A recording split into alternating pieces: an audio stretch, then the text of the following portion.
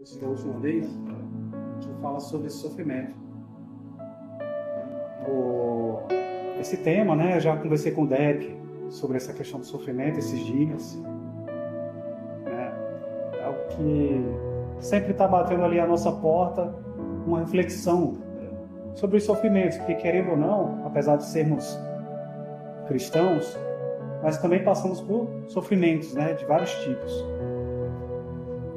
E aí, quando a gente medita na palavra, quando a gente reflete um pouco sobre esse tema, a gente vê que o sofrimento ele tem diversas causas e propósitos, né? Muitas vezes nós nos perguntamos por que estamos passando por certo sofrimento, por que isso acontece, por que Deus não livra tal pessoa, ou livra a mim do sofrimento. E quando a gente tem conhecimento da palavra, a gente entende que o sofrimento ele é uma peça fundamental para entendermos quem é Deus, qual foi a missão de Jesus Cristo aqui na Terra e qual é a nossa missão. Jesus, ele sofreu, ele morreu, né? E o motivo disso foi a propiciação dos nossos pecados. Esse foi o motivo pelo qual Jesus foi entregue para a morte em cruz. Muito diferentemente dos sofrimentos que nós normalmente passamos. Jesus, ele é aquele que era o justo que sofreu para que muitos injustos tivessem uma nova chance, uma oportunidade. Isso contraria completamente o senso de justiça humano, terreno, né? Quando alguém pensa, eu vou sofrer por causa do erro do outro, a tendência do ser humano ali que não tem a Cristo é fugir completamente desse tipo de situação. Mas a Bíblia ela nos ensina de que muitos sofrimentos, inclusive daqueles que sofremos injustamente, eles podem ser bem-vindos. Eles podem estar envolvidos ali num propósito de Deus para a nossa vida. Em Hebreus 2, versículos 17 e 18, nos explica sobre esse propósito do sofrimento de Jesus. Esses versículos falam assim: por essa razão, era necessário que ele se tornasse semelhante a seus irmãos em todos os aspectos, para se tornar sumo sacerdote misericordioso e fiel com relação a Deus e fazer propiciação pelos pecados do povo. Porque, tendo em vista o que ele mesmo sofreu quando tentado, ele é capaz de socorrer aqueles que também estão sendo tentados. E aqui em Hebreus nós já temos alguma pista sobre essa capacidade de buscarmos em Jesus um escape, uma saída, quando estamos em um sofrimento. Porque aqui mostra, aqui garante para nós de que ele é capaz de nos socorrer quando estamos nessa situação. Nos próximos versículos aqui que eu vou ler, a gente vai entendendo um pouco mais sobre o que é o sofrer na nossa vida. A gente vive numa sociedade hedonista, né, que busca prazeres, que busca se saciar. E quando perguntam a Jesus, né, por que ele não se alimenta, por que ele não vem se alimentar, e ele fala de que o alimento dele é satisfazer a vontade do Pai. Ele nos dá ali um exemplo de que a nossa satisfação tem que ser em fazer as coisas de Deus, e isso nos preenche, isso nos alimenta, isso nos sustenta. Isso contraria muita lógica do ser humano, que quer fugir do desconforto, que quer fugir do que é difícil. O ser humano ele tende a buscar o que é fácil, a buscar os atalhos. E Jesus fala, não, vem por esse caminho aqui. Ele pode aparentar ser mais difícil, mas vai valer a pena. Larga um pouco essa sua vontade de se satisfazer, de ter conforto o tempo todo, de buscar isso. O conforto, o prazer, ele é encontrado nessa vida que é minúscula em relação à eternidade. Jesus ele nos ensina que quando colocamos os olhos nele, colocamos os olhos na eternidade, as coisas desse mundo elas são ressignificadas. Os nossos relacionamentos, os nossos objetivos, os nossos prazeres, o entretenimento, o sofrimento, tudo ganha um novo significado. Tenho certeza que se estivermos ali ao final da nossa vida e vamos olhar tudo isso, vai ter um valor muito diferente, muito pequeno em relação ao porvir. E é isso que Jesus nos ensina. Vemos também seguidores de Jesus, imitadores de Jesus, como Paulo, Pedro, Tiago, ou até quem veio antes dele, como Davi, entendendo o que é sofrimento, entendendo o exemplo de Jesus, entendendo a necessidade de haver um sofrimento. No caso de Jesus, foi para a propiciação. Para nós, muitas vezes, o sofrimento ele vai ter um sentido de aprimoramento da fé, um sentido de correção. Muitas vezes o sofrimento ele vai ter N propósitos. Às vezes a gente vai passar por ele e não vai entender qual é o propósito daquilo lá. Mas se estamos no caminho, se somos justos, se confiamos em Deus, e Ele permite que passemos por muitos sofrimentos, como permitiu que Jó sofresse ali nas mãos do maligno, tem um propósito. E a nossa fé ela é provada nisso aí. Deus sabe qual vai ser a nossa reação. Mas eu tenho um entendimento de que Ele quer que passemos por isso, para que nós possamos ver com nossos próprios olhos onde é que está a nossa fé, onde é que está a nossa perseverança. Será que eu sou tudo aquilo mesmo que eu falo que sou diante de Deus? Do que eu penso que sou? E aí somos colocados nas provações. Todo grande homem da Bíblia ali, todo grande nome, todo mundo que foi muito usado por Deus na Bíblia, passou por muito sofrimento. Jesus era um homem de dores.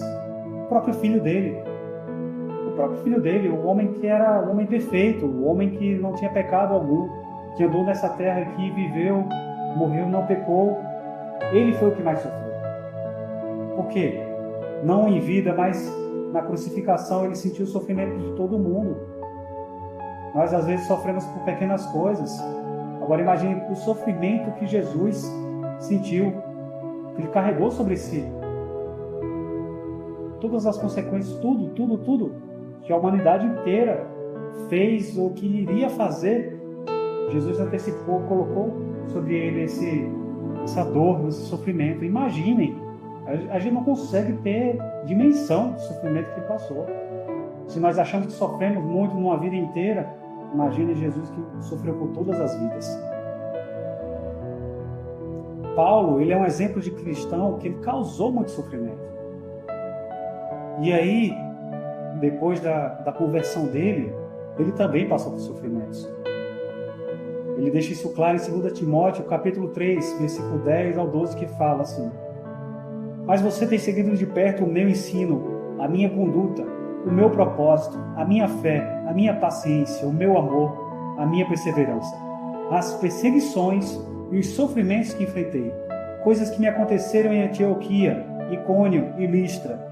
Quanta perseguição suportei, mas de todas essas coisas o Senhor me livrou.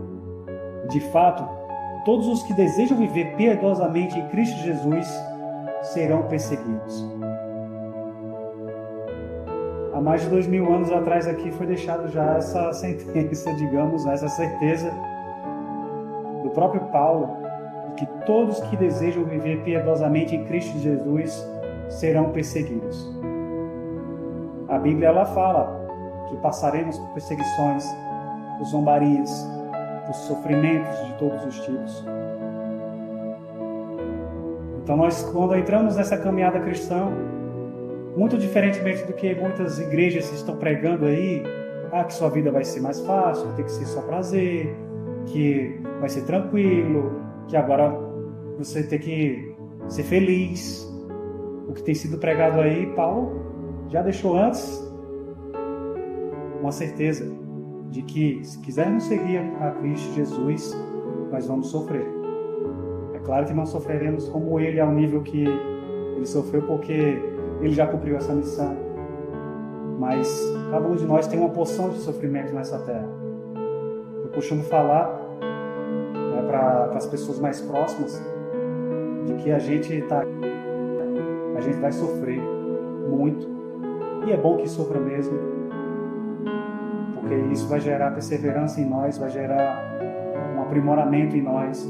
Isso nos faz valorizar o ideal de Deus, porque Ele tinha um ideal que o ser humano rejeitou. E todos os sofrimentos que passamos nessa vida são consequências de uma escolha nossa, como humanidade. Não foi Deus que criou esse lugar para nós. Nós é que resolvemos ir para este lugar. Ele tinha um ideal. Então, sofrendo, sabendo o que é ruim, o que dói, a gente sabe o que é o verdadeiro prazer, o que é o verdadeiro local de correção, né? Isso nos faz valorizar o ideal de Deus.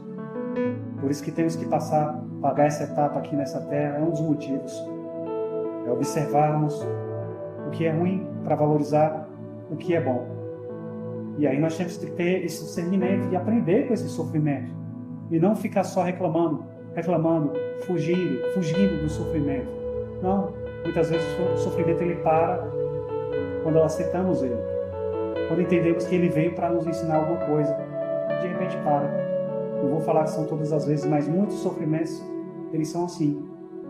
Quando a gente para de recalcitrar contra os ardilhões de Deus, aquilo que nos faz sofrer, e a gente fica rejeitando, fugindo, né? Mas tem certos processos que precisam ser vividos. Paulo, ele confirma esse posicionamento dele em Romanos 8,18, que fala assim: considero que os nossos sofrimentos atuais não podem ser comparados com a glória que em nós será revelada. Então, tudo que nós estamos passando é pouco em relação ao que está por vir.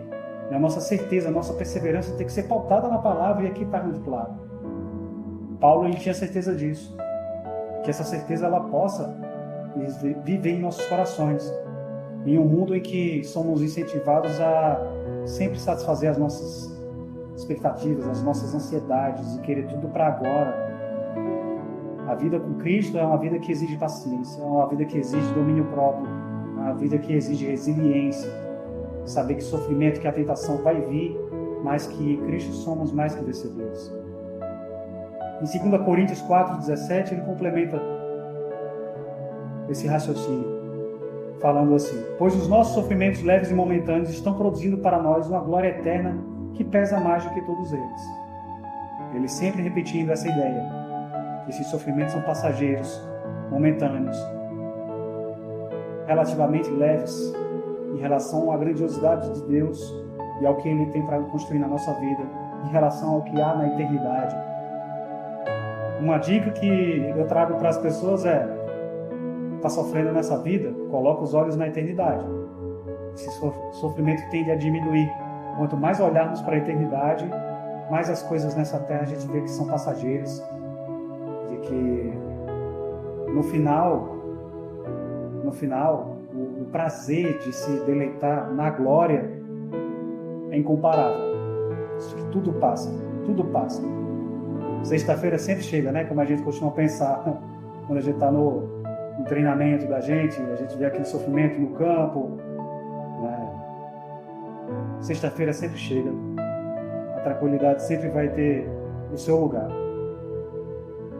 E Paulo ele explica um pouco mais sobre essa disposição em sofrer pela fé, em 2 Coríntios 4, do 8 ao 12, que assim diz: de todos os lados somos pressionados, mas não desanimados. Ficamos perplexos, mas não desesperados. Somos perseguidos, mas não abandonados. Abatidos, mas não destruídos.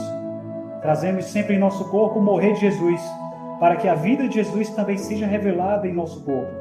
Pois nós, que estamos vivos, somos sempre entregues à morte por amor a Jesus, para que a sua vida também se manifeste em nosso corpo mortal, de modo que em nós a tua morte, mas em vocês a vida. Ao entender o chamado de Jesus, para apanharmos a nossa cruz e suportarmos os espinhos na carne, como Paulo também teve que suportar, mesmo pedindo para Deus diminuir o nosso fardo, deixa algo mais leve para a gente, e muitas vezes Ele nos deixa nesse lugar, é nesse lugar que nós podemos ressignificar o que é prazer. Muitas vezes carregar a nossa cruz é negar os prazeres dessa vida, é negar as nossas tendências, é negar os vícios. Isso é dificultoso, é pesado, é uma luta. Nós somos chamados a todos os dias carregar a nossa cruz. Jesus carregou ele carregou a cruz dele, ele carregou as consequências dos nossos pecados ali, né? E ele nos chama, ele dá o exemplo de que carreguemos, mesmo que injustamente. Somos colocados muitas vezes injustamente em situações que vamos carregar as consequências todos os dias. Estamos sofrendo por conta de pecados que outras pessoas cometeram. Mas quando pensamos no todo, a gente faz parte dessa humanidade. Tem pessoas que estão sofrendo por causa de nós, por causa das nossas atitudes, por causa das nossas escolhas, por causa do pecado. Muitas pessoas se perguntam, e muitas nem acreditam em Deus porque acham que Ele tem a responsabilidade, Ele tem o poder de livrar as pessoas do sofrimento. Só que essas pessoas estão no engano. Poder Ele tem. A responsabilidade de livrar todo mundo do sofrimento não é com Ele. A opção boa Ele já deu no início. Nós rejeitamos. São consequências que precisamos viver, porque buscamos uma liberdade que traz essas consequências.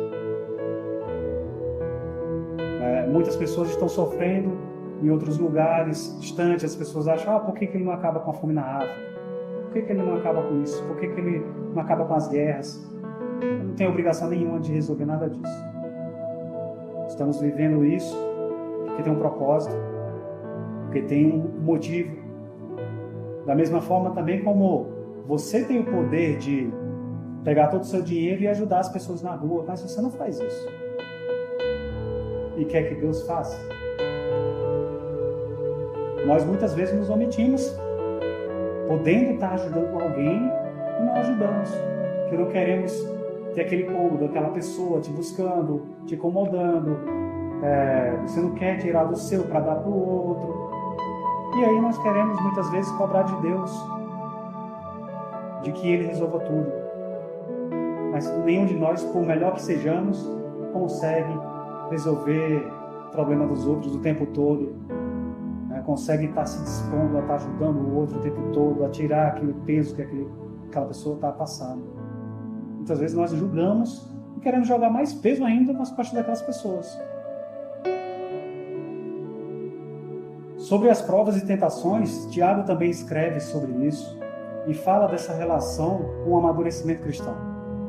Em Tiago 1, do 2 ao 4, fala assim: meus irmãos, considerem motivo de grande alegria o fato de passarem por diversas provações, pois vocês sabem que a prova da sua fé produz perseverança, e a perseverança deve ter ação completa, a fim de que vocês sejam maduros e íntegros, sem lhes faltar coisa alguma. Aqui está falando de algo que leva a outro algo. Para sermos maduros e íntegros ali, precisamos ter perseverança. Para aprender a ter perseverança, a gente passa por diversas provações. E ele ainda vai além. Tem uma grande alegria nisso aí. Se estamos passando por provações, por perseguições, a gente tem que se alegrar nisso. Olha só que contraditório. Que coisa.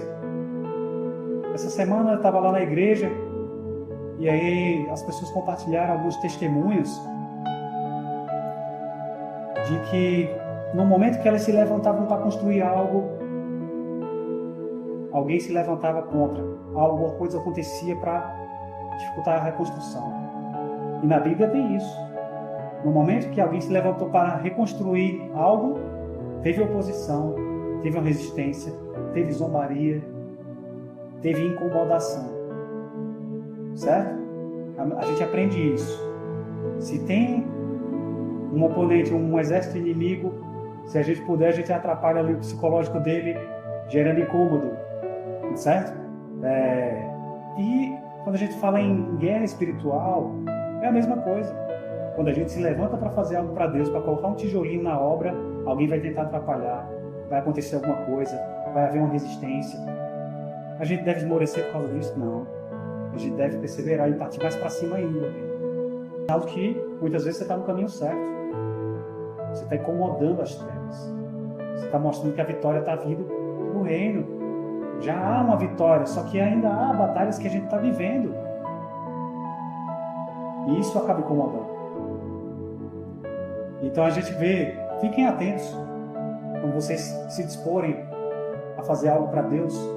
Se parecer dificultoso, se parecer que está tudo remando contra, busquem discernimento do Espírito, que pode ser que vocês estejam incomodando as trevas, que vocês estão fazendo algo importante. Eu já vi isso acontecer na minha vida, eu já vi acontecer na vida de outras pessoas. E é real. É muito real. Muitos desistem porque não entendem.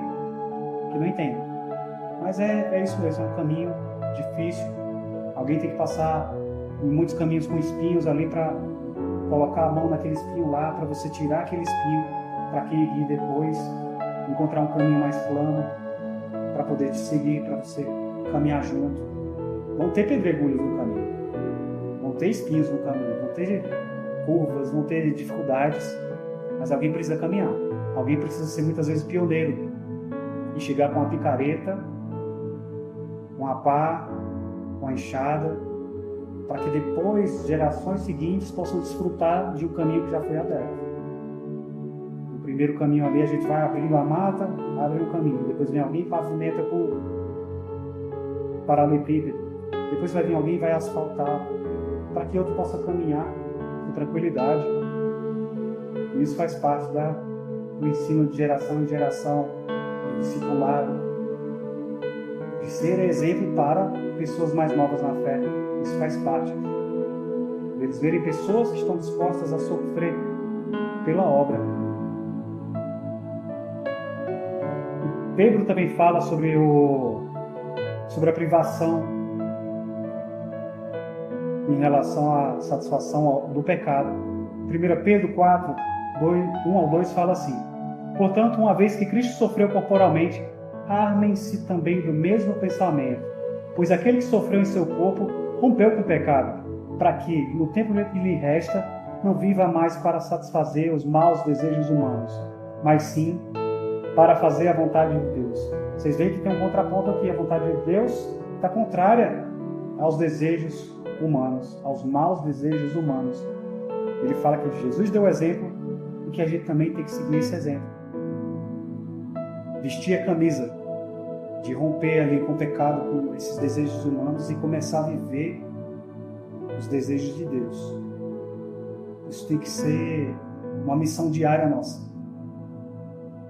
Abrir mão, muitas vezes, do nosso conforto, do nosso tempo livre, do nosso descanso, daquela tranquilidade, muitas vezes, para a gente avançar, alcançar mais vidas, cumprir os propósitos de Deus.